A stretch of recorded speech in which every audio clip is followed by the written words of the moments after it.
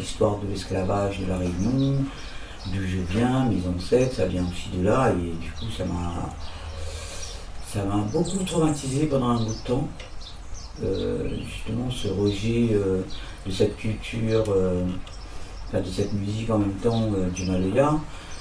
Et du coup je me suis fait le défi. Ouais, ben écoute, on verra. Pour moi le défi c'était de montrer que c'est une musique à part entière. À travers cette musique aussi il y a aussi une culture, c'est-à-dire tout ce qui est lié aux ancêtres, des cérémonies. C'est une musique qui vient de là, à la base, et que tout ce côté-là a été rejeté par une bonne partie de la population. Et comment ça s'est passé quand justement vous avez pris conscience de ce rejet de cette part de la population réunionnaise, de cette culture, et à ce moment-là, comment vous avez ressenti ça? Enfin, j'ai envie de dire, il n'y a pas que le rejet de la musique, il y avait un tout à l'intérieur de ça. C'est-à-dire, moi quand j'étais à l'école par exemple, la façon dont on était traité, quoi, si je peux dire ça comme ça, c'est plus, en fait quand tu es noir, quand tu as des cheveux crépus, tu peux pas être intelligent, tu peux pas être belle, on peut rien faire en fait avec toi. C'est vraiment mais ça, je dis ça, c'est quand j'étais en primaire, c'est-à-dire la façon dont les gens réagissaient envers moi, même envers les autres qui étaient de type comme moi, c'est-à-dire CAF, comme on dit. On était vraiment, moi en tout cas j'avais vraiment la sensation de ce rejet, c'est une sorte d'humiliation aussi en même temps, et du coup c'est vraiment, c'est ça qui fait aussi que ça a débloqué un peu cette colère, cette haine qui était, pas qui était, mais qui est née en moi. Et à un moment donné, avec l'âge, avec le parcours qu'on a de la vie, ça nous fait comprendre beaucoup de choses. Ouais. Mais c'est vrai que sur le moment, c'est quand même... Sur le moment, t'as la haine de tout, quoi, en fait. Et même, je dirais même des fois, t'as la haine, mais tu comprends pas, limite, pourquoi. Moi, pour ma part, c'est pas vraiment c'est pas du tout le cocon familial qui est en cause là-dedans, c'est plus quand on sort de ses choix et quand on arrive à l'extérieur et tu te rends compte que en fait c'est pas de l'amour, quoi. c'est pas de. Et là, en fait, au moment où j'étais vraiment prendre conscience qu'on est vraiment à l'extérieur, qu'on va continuer à vivre à l'extérieur en même temps, t'es confronté à tout ça, à la haine, la peur, et or que chez toi, moi en tout cas dans mon cocon familial, il n'y avait pas tout ça, quoi. Et t'as pris du temps à te rendre compte de pourquoi t'avais une certaine colère, une certaine haine comme ça, ou ça s'est fait progressivement, ou dès enfant? Non, ça s'est fait progressivement. Et je pense que ça a été alimenté par les événements de la vie. Hein.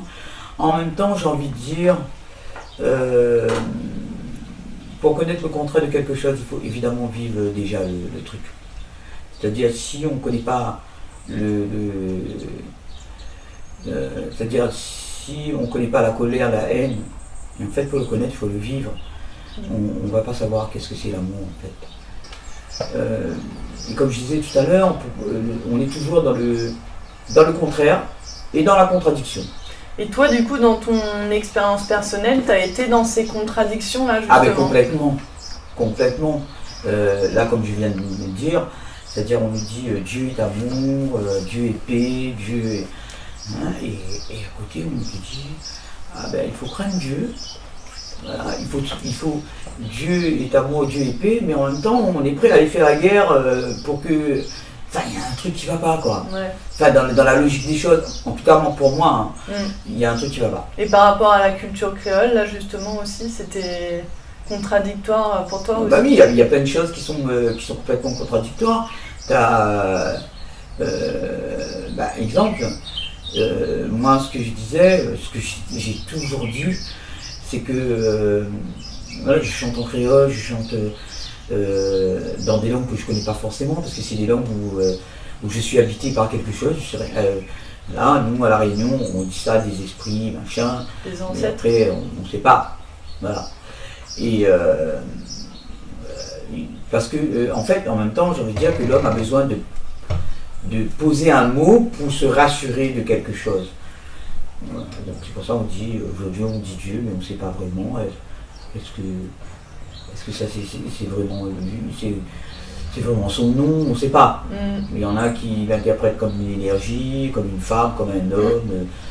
Voilà. Et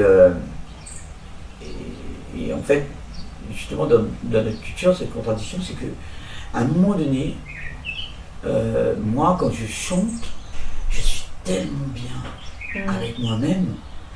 Et d'un côté, tu as la société, hein. Pas tout le monde, mais voilà. Il y en a qui disent oui, mais le fait d'être habité par des esprits, c'est le diable, nanani, nanana. Ouais. Et moi, je vivais complètement le contraire. Ouais. Voilà, on se pose beaucoup de questions. Et là, je me dis, ouais, il y a quelque chose qui ne va pas, quoi. Et en fait, je suis parti dans ce truc-là. C'est au moment où je me suis dit, ben non, c'est impossible. Parce que au moment où je chante justement dans ces langues-là, où je fais toutes ces incantations, les chansons que je chante, je suis tellement bien que je me dis, eh ben non. Et en fait, c'est toi qui décides pour toi. Ouais. Et sinon, si j'écoute ce que disent les autres, c'est-à-dire en fait, je vis à l'image de l'autre. Je vis pas à mon image. Et c'est ça en fait qui. Et c'est des peurs au final. Voilà, c'est des peurs. C'est. De toute façon, ce que j'ai envie de dire, quand tu accueilles quand tu accueilles ton plus grand amour, c'est exactement ce que j'ai vécu. Quand tu accueilles tous ces bien-être, tout cet amour de toi, à côté on te dit non, c'est pas bon, hein, faut pas être égoïste, il faut non, si tu n'accueilles pas déjà en toi-même, tu peux pas donner aux autres. C'est impossible.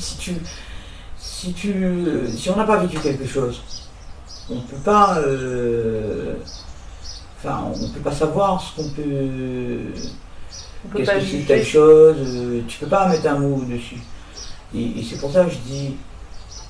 En même temps, moi par rapport à mon passé, justement par rapport à la culture, tout ce combat, par rapport à cette histoire, par rapport à tout ce qui est à côté, le côté spirituel et tout ça, il y a eu aussi ce combat-là aussi. Parce qu'il y en a qui disaient ouais, mais bon, Christine Salem, elle chante en langage, on ne sait pas qu'est-ce qu'elle dit, nanani, et nanana. Écoute, moi je me sens bien comme ça, et c'est pour ça que j'ai pris ce chemin-là. Ouais. C'est que je me dis, même si vous ne comprenez pas rien, je ne vais pas me poser la question que si tu comprends pas. Moi, le truc c'est que du moment que je chante, je suis bien. Et en fait, l'anecdote, pour moi en tout cas, et d'ailleurs il y a de plus en plus de gens qui me disent ça, c'est qu'une fois, il y a quelques années de ça, c'était aux États-Unis, on avait fait un concert à New York, et à la fin du concert, il y a une femme, une famille, qui sont plein de gens qui viennent me voir, et tout ça. Et là, il y a quelqu'un qui dit, vous savez quoi, vous êtes entré à l'intérieur de moi. Ouais. Et là, j'ai fait, ah ouais. Mais sur le coup, je dis, ah bon, j'ai pas réfléchi plus que ça.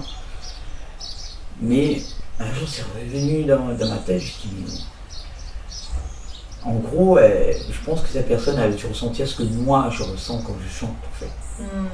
C'est là où, c'est-à-dire qu'on chante, on dégage des énergies, on dégage des vibrations, on dégage plein de choses. Et du coup, c'est ça que je pense que cette personne, elle a dû recevoir. Et elle me dit, je me sens super bien. Et c'est là que je me dis, mais en fait, voilà, je l'ai transmis, moi, ce que je vis. Et c'est ça. Et je pense que c'est dans cet état-là qu'il faut enfin, c'est ce genre de bonheur, je sais pas s'il faut dire bonheur, mais c'est ce genre de bonheur qu'il faut donner aux gens, quoi. C'est, et je pense que ça, voilà, ça. Après, c'est dans les deux sens, hein. C'est-à-dire que quand j'ai débuté, je faisais beaucoup de chansons. Enfin, j'ai des chansons qui parlent du 20 décembre, mais qui est vraiment quand même assez dur. C'est-à-dire, on commence dans. Enfin, moi en tout cas, j'ai commencé dans une espèce d'état de vivre. Voilà, les chansons que j'écrivais, j'avais la rage.